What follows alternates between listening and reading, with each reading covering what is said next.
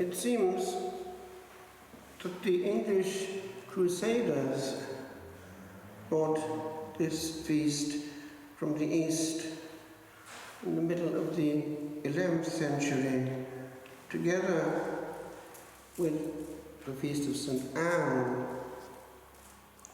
which was celebrated on the 9th, and that it did have its origin in Greek monasteries.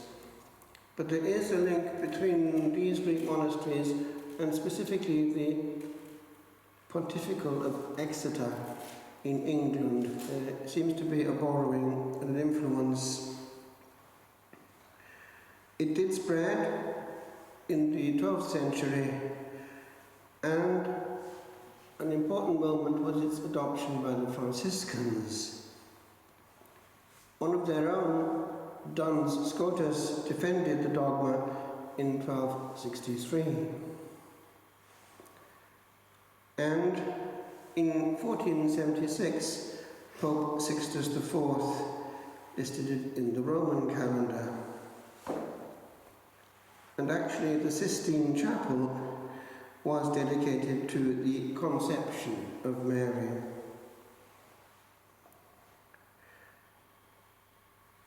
After the Council of Basel, it was made a universal feast, 1439. But there was already in 750 a feast of the Conception by St. Anne, mother of the Theotokos. And that was celebrated in the East on the 9th. And the Emperor in the East made it a holiday of obligation in 1166. And already in the area of Naples, the 9th century calendar in that area does list the Feast of the Conception by St. Anne. In 1050, Pope Leo IX recommended that the conception of the Blessed Virgin should be honoured. In 708, Pope Clement XI made it a feast of obligation, and in 1855, after the definition of the dogma of the Immaculate Conception by Blessed Pius IX, on December the 8th, 1854, the name was more specific, the Immaculate Conception. Interestingly, 8 years previously, the bishops of the United States had made the Immaculate Conception the patronal or patronal feast of the Church of that huge country. And as you know, they have this magnificent sanctuary of the Immaculate Conception, I believe in Washington. Our Lady, of course, confirmed the dogma by taking that title when she appeared in 1858 to little Bernadette. And she didn't understand what she had to repeat to the good priest who had asked for her name. However, in 1830 already, as we know, she had appeared hinting at the importance of the dogma, not yet defined, in the heart of Paris, of all places, Rue du Bac. Je suis l'Immaculée Conception was already foreshadowed by Ô Marie, conçu sans péché, conceived without sin. Conceived without sin. Priez pour nous qui avons recours à vous, which a lot of us carry on our neck.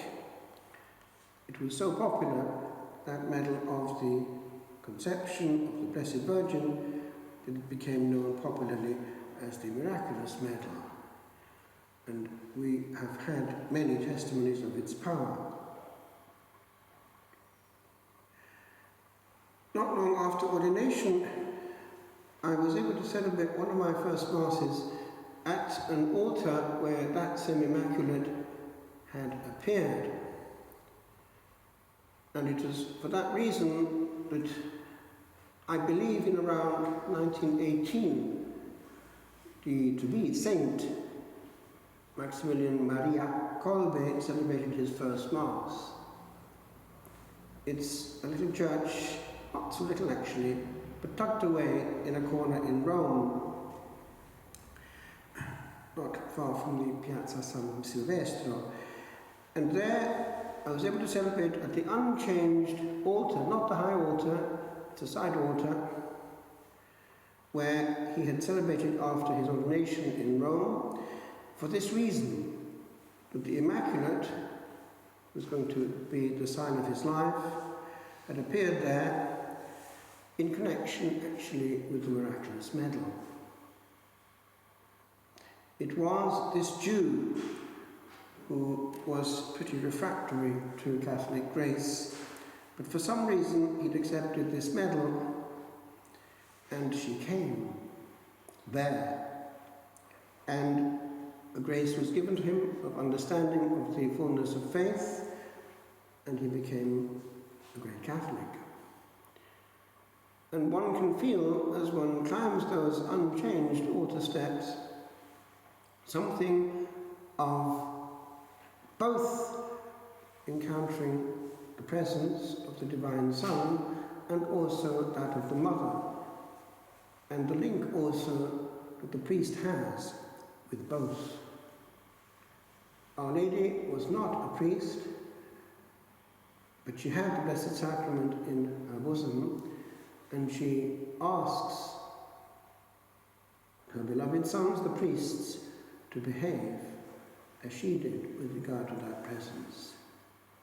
And we can be sure that one of the things that hurt her Immaculate Heart most is precisely the way that her son is treated. We know from several mystic intuitions that she is somehow present at every celebration. Now, it applies also to anyone who is approaching her son. She humbly asks that they be careful. There is a difference in the fruit of the encounter according to both the preparation and also the absorption. It is not good just to go for the minimum. What is the bare minimum? 1 hour of fasting, because if one does that, it shows the mentality that one has and how casual one is before the burning bush. When one thinks of the preparation of the saints over the ages for one communion, one is shocked at the casualness with which her Divine Son is treated today. But then also it applies to what follows. It is not good to cover the real presence with some other substance immediately afterwards, or to park one's mind elsewhere and to treat human beings as more important than the Blessed Sacrament, which is truly there for a while. All this is matter for Our Blessed Lady's tears. When I was in Rome, she was actually weeping tears not far from Rome, and she did so in the hands of the bishop of Civitavecchia. And they analyzed the tears of blood, and it turned out that it was human blood, but male blood. And people realized, if they thought about it, it probably means directly that she's weeping for the abuse of the precious blood which came through her.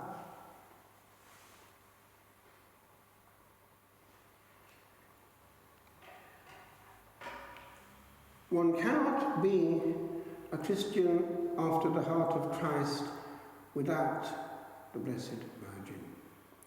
I realized that in stages when a Protestant, and one point which got me to think a lot was, would you believe it, a film which you can still see, the classic black and white Song of Bernadette. I was about 14 and I watched it with my father at Llanfyllin in the heart of Wales, my grandfather's place. And I remember thinking to myself, if that's true, there's something hugely missing in our thing. There were a lot of bits of indirect teaching coming through that black and white American Hollywood-style film. First of all, the Blessed Virgin was totally different from any other woman. She had this strange title, and there were miracles happening in the place where she'd been. And do you know that when I was at that same time having a few problems, I went to an evangelical teacher in our school. He sat me down in the lab where he was a physics teacher, and we discussed things. Is there any way we can prove the existence of God? And you know what he said? Well, you've got Lord. He was an evangelical. And he came out with that just straight away as the first thing that came to his mind. Therefore, you've got a secret recognition on the part of evangelicals that we have power around in our Catholic world that is proving Christianity. However, it is very difficult to get through to them and to go into further questions such as, well, why are there miracles at Lourdes? It is difficult to get through, actually, to somebody who is very convinced. And it can apply also to hardline Catholics who might be in something or other which is fairly extreme. The same problem is there.